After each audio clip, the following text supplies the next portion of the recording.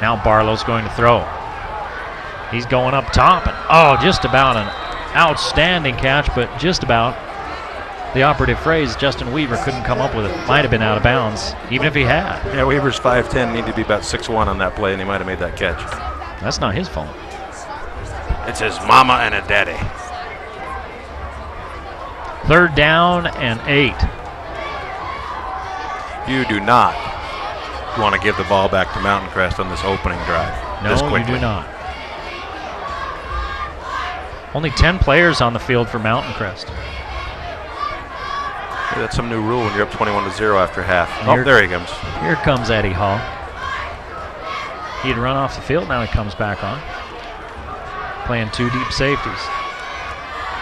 Barlow hit, hauled down. Second sack of the game for the Mustang defense. Boy, Rigby gets there. Rigby and Ethan Peterson each get half a sack. Well, the pocket just collapses, and Rigby finds the seam, and phantom block by number 52 from Highland, Charlie Carden. Well, Rigby was a defensive end last year. They're lining him up at a D tackle that time.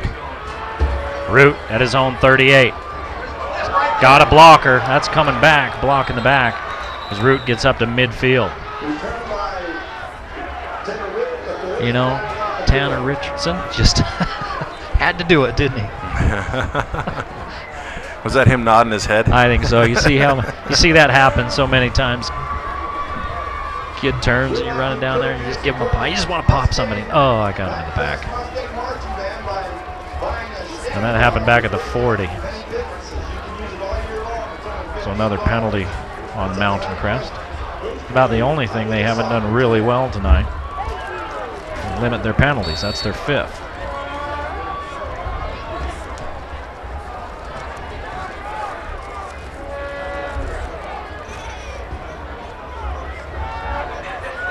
This is about where Mountain Crest has had their starting field position all night. Right around that 30-yard line. Here comes everybody for Highland, and Caressa never got the snap. It was down on his shoelaces, and he kind of looked up. He knew they were coming, and he looked up, and he fumbled it as he was trying to pick it up. We've seen that in the first half. I saw it 4 times. There were short ones. He just happened to get him on the right hop. That time it was a kind of a flat skid, hit him in the shoes, and he couldn't get it. Another loss of 6 yards for Caressa. 4 of his last 6 times he's gone back to pass, he's been hauled down.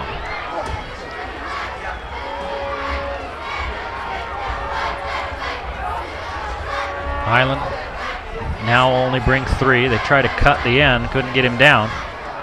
Running that little flanker screen and about a 3-yard gain. To Pickett. That pass from Caressa to Pickett brings up a 3rd down.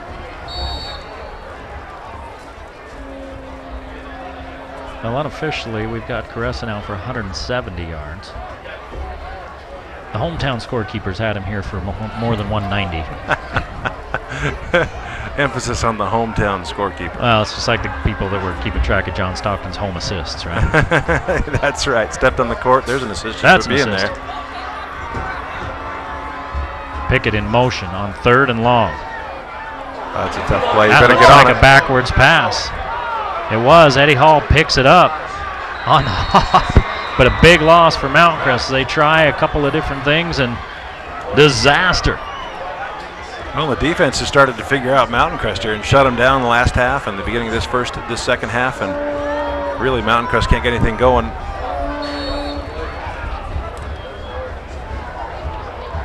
Let's take a closer look, brought to you by Baldwin Optical. Eddie Hall knows that's a backwards pass. It's a live ball. Caressa kicking to Padilla. He lets it roll and takes a nice little roll and then dives. About the 33-yard line. That's where Highland will take over.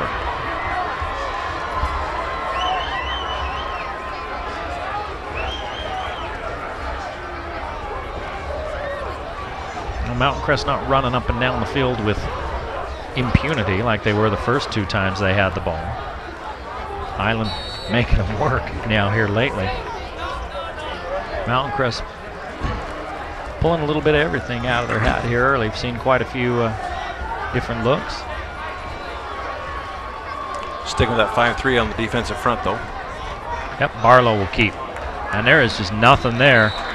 Puerta falls right on Barlow. It is amazing what a little size will do on the front of the defensive line.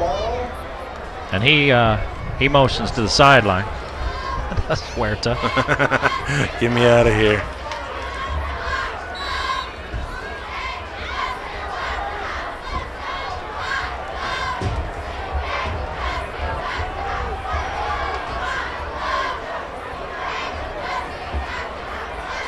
Mountain Crest rolls up their coverage, man-to-man on the near side. Barlow throws far side, and a completion. And right at the first down marker, and looks like it's past the first down marker.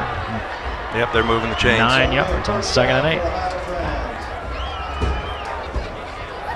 Looks like we have the preseason gremlins ourselves working in the truck. Who was that caught that? I think it was number 12. Jerry Padilla. Well, that's who it was now, whether that's who it was or not. Once again, these are stats. That's your unofficial. job, man. Do your job. I do all the talking. All you're supposed to do is sit here and get me drinks. How about a hamburger? You're the looks. I'm the voice. They go back to Padilla on the other side. Every flag everywhere. Padilla. Well, that's a tough call because Padilla runs right into him. Just ran right into Schofield Smith. Well, Schofield had his head turned. He didn't even see the defender or the offensive player. That's usually the way they're going to call that one, though. Yeah. That's pretty consistent. That's pretty well consistently called that way every time. So the hometown folks don't like that, but well, they'll get that the right same call. He impeded it with them. Yep. It's just I just feel bad for that kid. He turns around and it's got the receiver right in his face and gets a PI. Hey, that's an occupational hazard playing in the secondary. I mean, you get all the girls. You're the smartest and best looking players on the defense when you play in the secondary, if not the whole team. You know, you got to put up with that kind of stuff once in a while. Hey, what did you play in high school? Oh, yeah, defensive back. Oh, the pitch, try to get to the edge, and they do. And a pretty good pickup on first down. Oh, they're getting a little momentum back on their side of the field in this drive.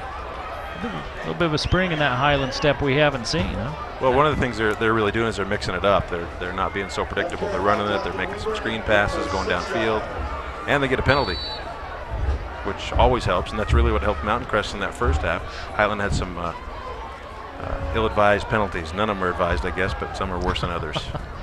It also helps to get 5 yards on first down. Yep. Which is what Beck just did. They got him to the edge, and he picked up 5. Mountain Crest was bringing a linebacker, and he couldn't quite get there. Now they motion him the other way. Mountain Crest offsides.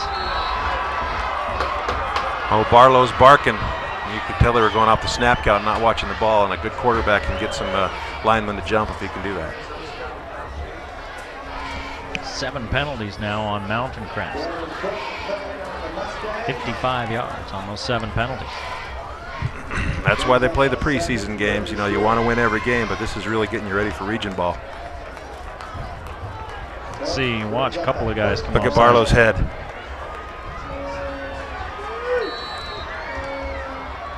Head's going back and forth, legs are jiggling around. Now they give it to the wing again. This time Beck wrapped up in the backfield for a loss.